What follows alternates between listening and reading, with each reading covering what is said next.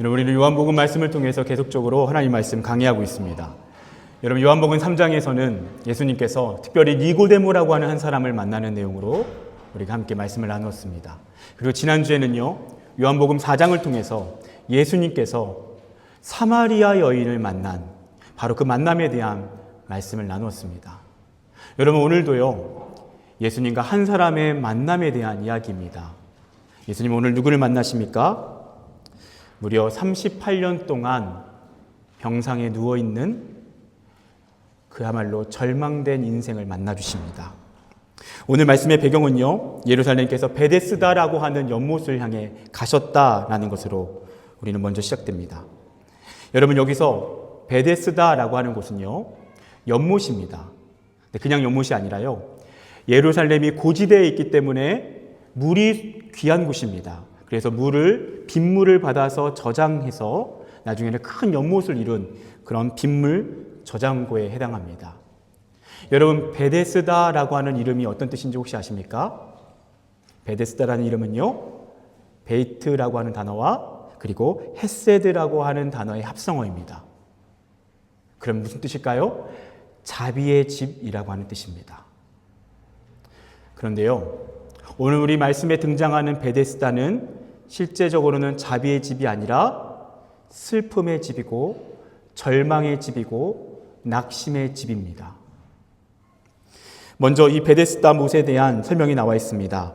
행각이 5개가 있었다라고 나옵니다. 행각은요, 지붕이 있는 정자를 말합니다. 그렇게 지붕이 있는 정자와 같은 커다란 그러한 행각이 5개가 있었습니다. 그리고 그 밑에는 누가 있습니까? 수많은 병자, 맹인, 다리 저는 사람, 혈기 마른 사람 등이 누워 있습니다. 이들이 왜 이곳에 누워 있습니까? 그 이유는 전에 내려오는 미신 때문입니다. 천사가 가끔 그 연못에 내려오게 되는데요, 그 연못을 건드려서 물이 동하게 되면 그 움직인 즉시 가장 먼저 연못을 향해 들어가는 병자는 치유되어진다라고 하는 기적입니다. 그래서 수많은 병자들이 그 희망만을 바라면서 그 연못이 동하여서 그 물속에 뛰어들기만을 바라면서 그 5채나 되는 행각 밑에 수많은 병자들이 거주하고 있는 것입니다. 여러분, 근데 왜 이곳이 자비의 집이 아니라 절망의 집이고 낙심의 집일까요? 그 이유는 오직 한 사람만이 가장 먼저 1등으로 그 물에 들어간 사람만이 치료받기 때문입니다. 그들은 그렇게 믿었기 때문입니다. 그 말은 무슨 의미입니까? 그 1등을 제외한 그 수많은 병자들은요, 다시 절망하게 됩니다. 한 명은 희망을 찾고 대다수는 절망합니다. 그리고 또다시 희망 고문이 시작되는 것입니다. 베데스다는요, 우리가 살아가는 이 세상의 축소판이라고 할 수 있습니다. 어떤 곳입니까? 우리가 살아가고 있는 무한 경쟁 사회의 축소판입니다. 여러분, 하나님은 우리 이 세상을요, 베데스다, 자비의 집으로 창조하셨습니다. 내 인간이 타락하고 나서 그 타락을 통해서 형성된 세상의 모습은 베데스다가 아니라, 자비의 집이 아니라 절망의 집이 되어버렸고 낙심의 집이 되어버렸다는 것입니다. 그래서 오늘날 우리가 살고 있는 이 시대는요, 더 치열한 경쟁 사회를 우리는 살아가게 됩니다. 물론 경제 정체가 잘못된 것이 아닙니다. 경쟁은 자연스러운 것이고 경쟁은 피할 수 없는 것이지요. 그런데 문제는 무엇입니까? 무한 경쟁의 사회로 돌입하고 있다는 것입니다. 그래서 경쟁에서 승자만이 모든 파이를 독차지한다는 것입니다. 패자들은 패배의식 가운데 살아가게 됩니다. 대부분 불행과 절망 가운데 살아가게 됩니다. 오늘 이 베데스다는요, 오늘 우리가 살아가는 무한경쟁, 각자도생, 승자독식, 1등 지상주의를 보여주고 있습니다. 그 시대에도 바로 그런 모습의 현실이었다는 것입니다. 여러분, 과거에 어떤 기업이요, 이런 슬로건을 내밀었습니다. 세상은 1등만 기억합니다.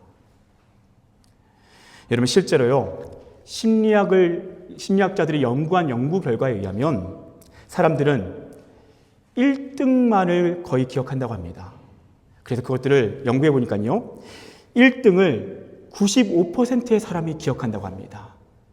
2등은 3%의 사람이 기억한다고 합니다.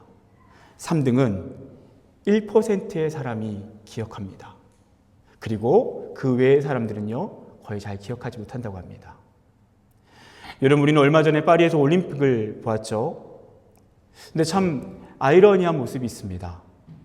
금메달을 따고 은메달을 따고 동메달을 따는 것 얼마나 대단합니까? 근데 금메달을 딴 사람만이 기쁨의 눈물을 흘리고요. 그리고 다수의 은메달, 동메달 딴 사람은, 물론 아닌 사람도 있지만 많은 사람들은 슬픔의 눈물을 흘립니다. 여러분, 너무 이상하지 않습니까? 전 세계에서 2등을 하고 3등을 한 것입니다. 근데 오로지 한 사람, 1등한 금메달 딴 사람만이 승자 독식, 모든 기쁨과 영광과 환호를 독차지하는 것 같습니다.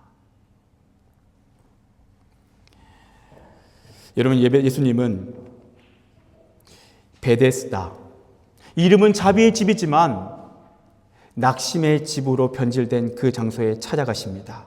그리고 그 절망의 집에서도 가장 극심한 절망 가운데 빠져 있는 한 사람에게 다가가십니다. 그 사람이 바로 38년 동안 병에 걸려 누워 있는 사람입니다. 그 사람도 그곳에 누워서 물이 동하면 뛰어들고자 그곳에 머물러 있었지만 오랜 세월 그는 그곳에서 한 번도 혜택을 입지 못하고 철저한 패배의식 가운데 거하고 있습니다. 여러분, 그 당시 평균 수명이요 40이 되지 않습니다. 그런데 이 사람은요 병상에만 38년 동안 누워 있었습니다. 우리가 헤아릴 수 없는 절망이고 낙심이었을 것입니다. 그런 절망 가운데 있는 그 38년 된 병자를 향해 6절 말씀에 예수님은 먼저 그 누운 것을 보셨다라고 나옵니다. 여기서 보셨다라는 것은 에이도라고 하는 동사입니다. 그냥 보는 것이 아닙니다. 주의 깊게 보았다라는 것입니다. 그리고 그 사람의 상황을 느끼면서 보셨다라는 것입니다. 예수님은 38년 된 병자의 마음을 보신 것입니다.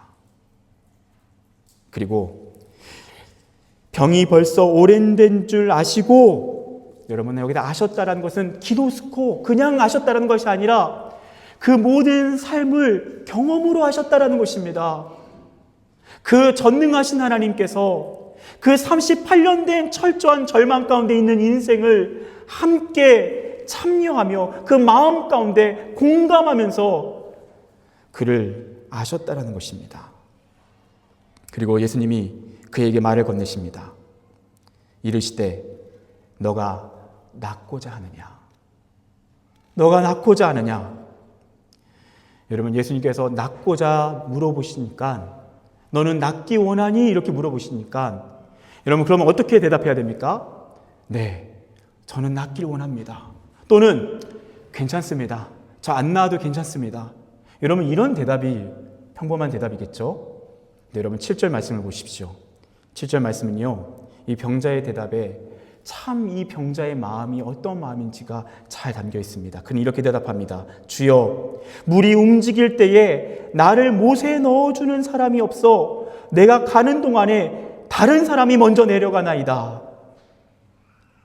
여러분, 이게 무슨 대답입니까? 너가 낫기를 원하느냐? 근데 병자는 뭐라고 대답한다고요? 그거에 대해 대답하지 않고 나를 못에 넣어주는 사람이 없어서 저는 지금껏 이렇게 누워 있습니다. 내가 가는 동안에 자신은 몸이 불편하기 때문에 먼저 그곳에 뛰어들 수 있는 그런 건강도 없고 능력도 없기 때문에 저는 항상 뒤처져 있었습니다. 저는 패배자입니다. 저는 희망이 없습니다. 여러분, 이 대답을 한번 잘 보십시오. 이 대답에는요, 지금 이 병자의 불행은 육신의 병만이 아니라는 것을 알게 됩니다. 지금 이 사람의 마음에 있는 깊은 상처, 그 깊은 눈물은 무엇입니까? 그것은 나를 못에 넣어주는 사람이 없다는 것입니다. 그리고 다른 사람들은 그런 사람들이 있어서 물에 먼저 넣어줘서 그들은 희망 가운데 있다는 것입니다. 여러분, 이 사람의 대답 속에서 무엇이 느껴지십니까? 바로 자신의 인생에 대해서 만족할 수 없고, 누군가의 인생을 바라보면서 주변에 친구가 있고 가족이 있어서 함께 있는 그 사람들을 향한 철저한 비교의식, 그 안에 있는 그 열등감을 우리는 발견하게 되는 것입니다. 여러분, 우리가 살고 있는 이 시대는요, 경쟁사회입니다. 역사적으로 그런 모습들이 계속되어 왔죠. 근데 여러분, 이 경쟁사회가 극심해질수록 함께 공존하게 되는 인간의 내면의 불행의 이유는 무엇입니까? 그것은 바로 비교의식입니다. 승자와 패자인 자신을 끊임없이 비교하는 것입니다. 그래서 더 절망의 늪에 빠져들어가는 것입니다. 여러분, 이 비교라고 하는 단어, 여러분, 제가 들었던 이행시 중에서 가장 이렇게 탁월하게 설명한 이행시가 있습니다. 비참하거나 교만하거나. 무슨 말입니까? 여러분, 우리가 비교할 때요, 나보다 더 대단한 사람과 내 자신을 비교하면 비참해집니다. 나보다 못한 사람과 내 자신을 비교하면 교만해지는 것입니다. 그래서 여러분, 그런 말이 있는 거 혹시 아십니까? 비교라고 하는 늪에 빠지게 되면 비교 지옥에서 살게 된다는 말입니다.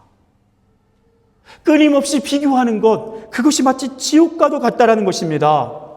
여러분, 비교의식은요, 그것이 심해질수록 우리를 비교 지옥으로 몰아넣습니다.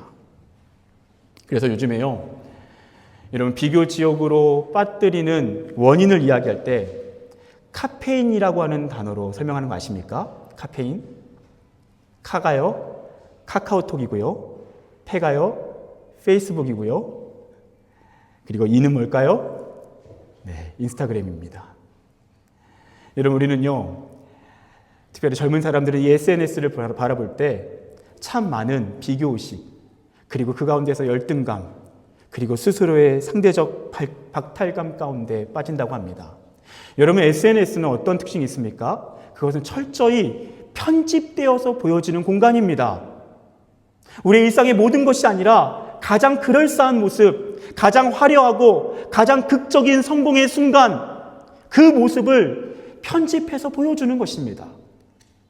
평범한 일상을 살아갈 때 그런 모습을 바라보다 보면 어떤 사람이 그것에 대해서 아무렇지 않을 수 있겠습니까? 자연스럽게 비교의식을 느끼고요, 지금 내게 주어진 이 고단한 일상이 비참하게 느껴지는 것입니다. 그래서 카페인, 그 SNS가 우리를 비교 지옥으로 몰아넣는다라고 이야기합니다. 여러분, 또한 참 좀 서글픈 이야기를 좀 나누고 싶습니다. 2010년 세계 행복지수 1위 국가가 여러분 혹시 어디였는지 아십니까? 부탄이라고 하는 나라였습니다. 들어보셨죠?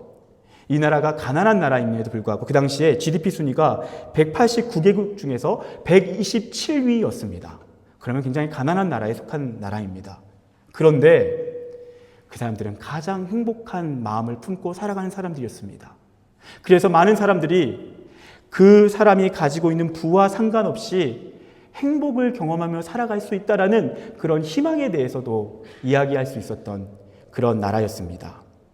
네, 여러분, 충격적인 것은요, 2019년에 다시 행복지수, 동일한 행복지수 조사를 했는데요, 부탄의 행복지수가 몇이었는지 아십니까? 95위였습니다. 여러분, 9년 사이에 1위가 95위가 되었습니다. 왜일까요?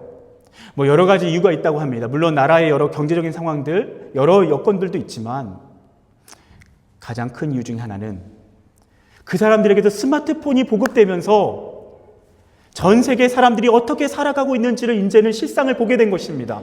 그리고 비교하게 될 수밖에 없게 된 것입니다. 그러다 보니까 자신들이 얼마나 가난한지, 얼마나 혜택을 누리지 못하면서 그렇게 궁핍한 삶을 살고 있는지를 깨닫게 된 것입니다. 사랑하는 여러분, 혹시 이 자리에 있는 우리도 그 비교의식 가운데 살아가고 있지 않습니까? 사실 단 한 사람도 그 비교의식에 대해 자유로운 사람은 없을 것입니다. 근데 문제는 그 비교의식이 극심해져서 어느 순간 우리가 비교 지옥 가운데 살아갈 수 있다는 것입니다.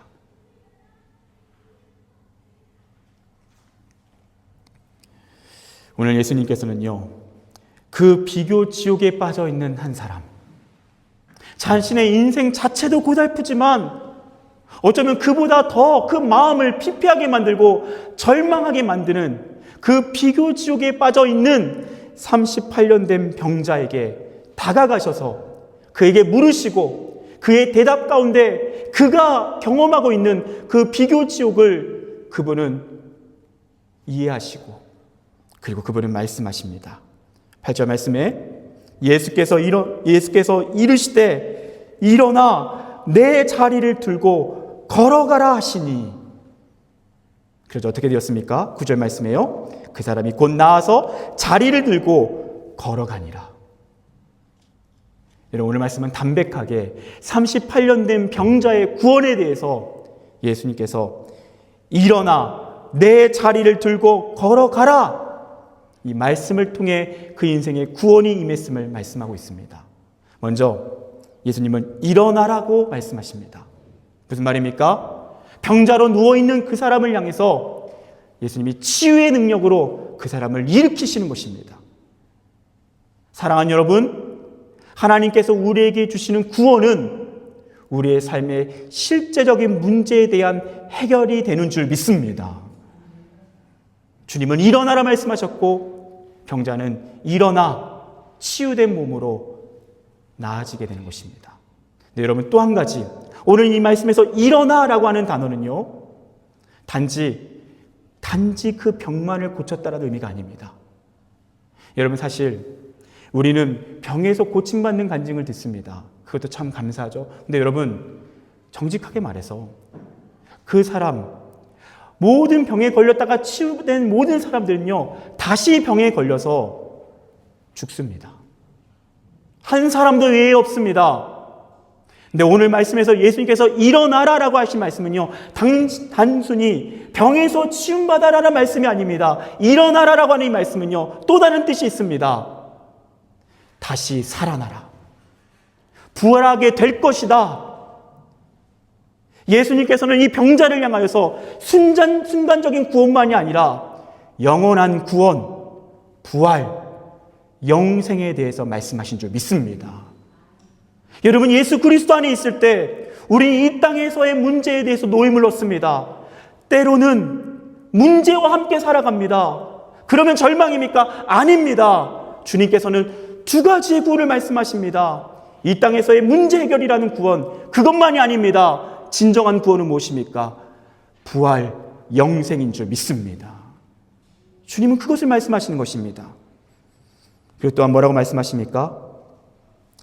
내 자리를 들고, 너가 지금 깔아놓은 그 자리를 들고 이제는 그 자리를 떠나라는 것입니다. 여러분, 지금 이 자리는 어떤 자리입니까? 병상입니다.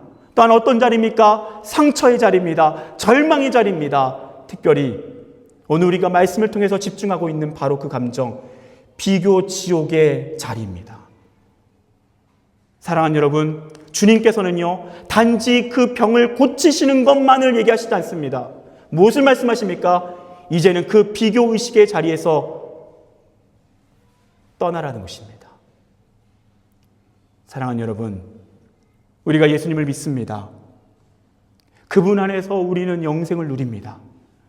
그분 안에서 하늘의 영광을 맛봅니다. 네, 여러분, 그렇지만 여전히 우리가 비교의식에서 떠나지 않고 머물러 있다면, 여러분, 우리는요, 하나님이 주시는 평강을 온전히 누리지 못할 것입니다. 사랑하는 여러분, 비교 지옥에서 떠나시기를 축복합니다. 비교의 감정으로 말미암아 끊임없이 절망의 늪에 빠져들 때마다 다시 구원자 예수의 손을 붙잡고 여러분 다시 그 비교의식의 자리에서 떠나시기를 축복합니다. 또한 마지막, 주님께서 뭐라고 말씀하십니까? 그리고 걸어가라 라고 말씀하십니다. 걸어가라고 말씀하십니다. 여러분, 지금 이제 이 병자가 38년 된 병자가 새롭게 걸어가게 될 인생은 어떤 인생입니까? 새로운 인생입니다. 이전과는 다른 인생입니다. 누구든지 그리스도 예수 안에 있으면 새로운 피조물이라. 이전 것은 지나갔으니 보라, 새 것이 되었도다. 여러분, 우리가 예수 그리스도 안에 있다면 우리 인생은 과거 절망의 인생이 아닙니다. 비교의식의 인생이 아닙니다. 우리의 인생은 새로운 인생이고 영원하신 하나님과 함께하는 영광스러운 인생입니다. 우리 인생은 과거의 인생과 같지 않을 것입니다. 그래서 주님은요, 이제 새로운 인생을 향해 너의 길을 걸어가라고 말씀하십니다. 여러분, 랍비 주시아라고 하는 사람이 이런 이야기를 한 적이 있습니다. 하나님께서 천국에서 나에게 물어보신다면 왜 넌 모세처럼 살지 않았느냐 이렇게 묻지 않으실 것이다. 하나님께서 나에게 왜 넌 주시아답게 살지 않았느냐, 왜 너는 너 자신답게 살지 않았느냐라고 물으실 것이다. 사랑하는 여러분, 주님께서는 여러분에게 왜 모세처럼 똑같이 살지 않느냐, 왜 다윗처럼 똑같이 살지 않느냐 그렇게 묻지 않으실 것입니다. 여러분 한 사람 한 사람 고유하고 개성 있고 유일한 인격으로서 살아가는 여러분 한 사람 한 사람 향해 너 자신으로 살아가라고 말씀하십니다. 우리에게 펼쳐진 새로운 인생, 그 새로운 인생 가운데 새로운 마음으로 너 자신의 인생을 걸어가라는 것입니다. 여러분, 유명한 스타 강사 중에 김미경 강사라는 분을 여러분 혹시 아십니까? 참 유명한 분이시죠. 이분이 얼마 전에, 물론 예전에도 교회를 다녔고 크리스천이었지만 최근에 더 하나님 안에서 놀라운 회심을 경험하셨더라고요. 정말 하나님의 그 풍성한 은혜를 경험하고 이분이 참 이렇게 놀랍게 변화된 모습으로 한 프로에서 간증하는 것을 들은 적이 있습니다. 이분이요, 어머니에 대해서 이야기하시는 게 참 인상 깊었습니다. 이 어머님이요, 참 신실한 믿음의 사람이었습니다. 그런데 그 당시 그 어느 때보다도 아들을 강요받던 사회 속에서 딸을 4명을 낳게 됩니다. 첫째부터 넷째까지가 다 딸입니다. 근데 그 시아버지가 그런 이야기를 했다고 합니다. 그것이 어머니 일기 속에 다 적혀 있었다고 하는데요. 너의 뱃속에는 딸이 4명이나 들어있어서 순서대로 딸이 나오냐? 넷째 딸을 출산한 자리에서 그 시아버지가 이런 얘기를 했다고 합니다. 그 모욕감, 그 상처. 여러분, 그때 이 어머님이요, 하나님 안에서 굳게 다짐했다고 합니다. 물론 우리 딸들이 딸이라서 대우받지 못하는 세상 속에 태어났지만, 가난하고 보잘것없는 시골 마을에서 태어났지만, 나는 이 딸들을 누구보다 하나님 안에서 멋있는 사람으로 키울 거라고. 딸로서 당당하고 멋있게 살아가는 믿음의 사람으로 키울 거라고. 그리고 실제로 4명의 딸들이 다 그렇게 컸습니다. 너무너무 귀하게 멋있는 믿음의 사람으로 컸습니다. 그리고 마지막에 이 4명의 딸들에게 소천하시기 전에 마지막으로 유언을 남기셨다고 합니다. 딸들에게 각자 유언장을 썼는데요, 거기에 공통된 내용이 있습니다. 자녀들아, 한 가지만 알아라. 너희가 누구인지 알고 살아라. 너희는 정말 위대한 하나님의 자녀란다. 절대 잊지 마라. 어제 너희를 누군가 욕했으면, 누군가 너희를 끌어내렸으면 아침마다 지워라. 예수 이름으로 지워라. 그리고 다시 쓴 너가 진짜 너다. 매일 다시 써라. 너가 누구인 줄 알고 살아라. 너는 위대한 하나님의 자녀임을 기억하라. 사랑하는 여러분, 여러분 안에 어떤 문제가 있습니까? 어떤 비교 지옥이 여러분을 괴롭힙니까? 여러분 기억하십시오. 여러분은 하나님의 자녀입니다. 하나님의 딸이고 하나님의 아들입니다. 우리는 왕의 자녀입니다. 사랑하는 여러분, 일어나십시오. 그리고 비교의식의 자리에서 떠나십시오. 그리고 하나님의 자녀로, 왕의 자녀로 당당하게 새로운 인생을 향해 걸어가시는 그런 저와 여러분 되시기를 축복합니다. 기도하겠습니다.